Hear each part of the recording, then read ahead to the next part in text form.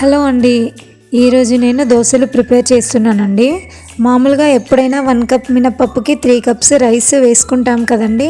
కానీ ఈసారి 4 కప్స్ తీసుకొని చేస్తున్నానండి. ఎక్కువ రైస్ వేస్తే దోశలు బాగా వస్తాయో రావో అని చాలామంది ఇలా చేయరు కదండి. అందుకని ఈ ప్రాసెస్ మీతో షేర్ చేసుకుంటున్నానండి. సో అలాగే పల్లీల చట్నీ కూడా సింపుల్గా చేసి చూపిస్తానండి ఈ వీడియోలోనే. లేట్ చేయకుండా ప్రాసెస్ చూసేద్దామండి. వీడియో ఎక్కడ స్కిప్ చేయకుండా పూర్తిగా చూసేయండి. ముందుగా ఒక బౌల్ తీసుకొని అందులోకి 1 కప్ మినప్పప్పు, అలాగే 4 కప్స్ రైస్ తీసుకోవాలండి. రేషన్ రైస్ అయినా పర్లేదు, నార్మల్ రైస్ అయినా పర్లేదండి. నేను రేషన్ రైస్ తీసుకుంటున్నాను 4 కప్స్. అలాగే దీంట్లోకి ఒక హాఫ్ స్పూన్ మెంతులు వేసుకుంటున్నానండి.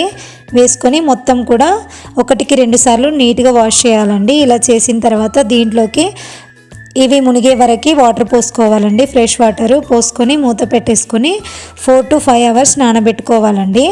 4-5 అవర్స్ తర్వాత మూత తీసుకొని చూసారు కదండి, మంచిగా నానిపోయింది కదా. ఇప్పుడు మిక్సీ బౌల్ తీసుకొని ఇందులోకి వేసుకోవాలండి.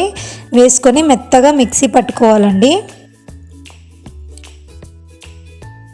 ఇలా చూపిస్తున్నట్టు వీడియోలో మొత్తం ఇలా సాఫ్ట్గా మిక్సీ పట్టుకోవాలండి. మొత్తం పిండి కూడా ఇలా మిక్సీ పట్టుకోవాలండి. పట్టుకొని ఒక బౌల్లోకి తీసేసుకోవాలి. ఇప్పుడు దీన్ని ఓవర్ నైట్ నానబెట్టేసుకుంటున్నానండి.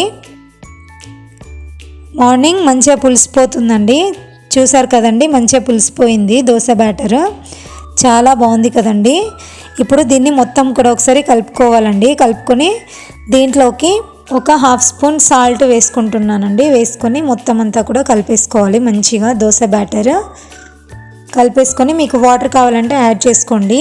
ఇది ఒక 5 నిమిషాలు పక్కన పెట్టేసుకుంటున్నానండి. ఇప్పుడు స్టవ్ ఆన్ చేసుకొని బౌల్ పెట్టుకొని ఇందులోకి 2 స్పూన్స్ ఆయిల్ వేసుకోవాలండి. వేసుకొని 1 కప్పు పల్లీలు తీసుకుంటున్నానండి. తీసుకొని దీంట్లోకి తాలింపు ఏమీ అవసరం లేదండి. ఈ ప్రాసెస్లో చేస్తే 3 పచ్చిమిర్చి, అలాగే హాఫ్ స్పూన్ పసుపు వేసుకొని మొత్తం ఒకసారి కలుపుకోవాలండి. మంచిగా కలుపుకొని మీడియం ఫ్లేమ్లో పెట్టుకొని ఇవి మొత్తం మంచిగా ఫ్రై చేసుకోవాలి.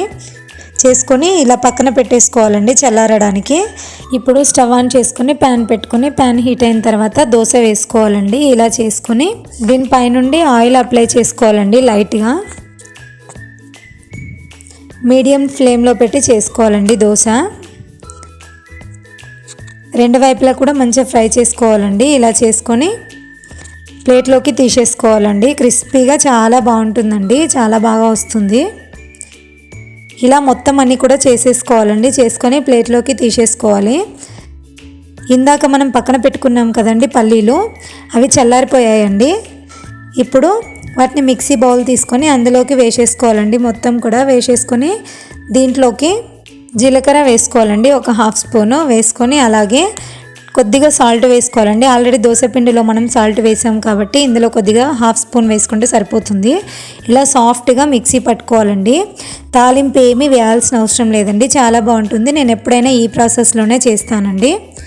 అంతే అండి. ఇప్పుడు మనం చేసి పెట్టుకున్న దోశలోకి వేసుకొని తింటే క్రిస్పీ దోశ అండ్ పల్లీల చట్నీ రెడీ అయిపోయిందండి.